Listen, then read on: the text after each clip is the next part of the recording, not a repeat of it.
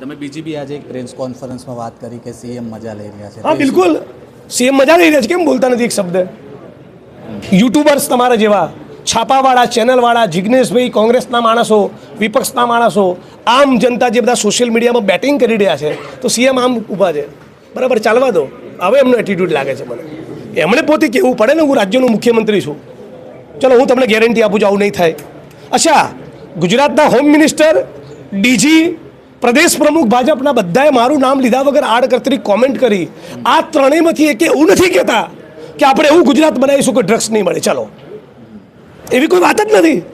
એટલે કે દારૂના અડ્ડા, જુગારના અડ્ડા, કૂટણખાના, ઇલીગલ એક્ટિવિટીઝ, કેફી પદાર્થોનું સેવન, એનો વેપલો, ડ્રગ્સ, આ કશું બંધ કરવાની બાહેધરી ગુજરાતના ભારતીય જનતા પાર્ટીના પ્રદેશ પ્રમુખ, એમના આગેવાનો, એમના નેતાઓ, એમના મંત્રીઓ, એચએમ, સીએમ, ડીજી કોઈ આપવા માગતા નથી. તો શરમથી ડૂબી મરવું જોઈએ.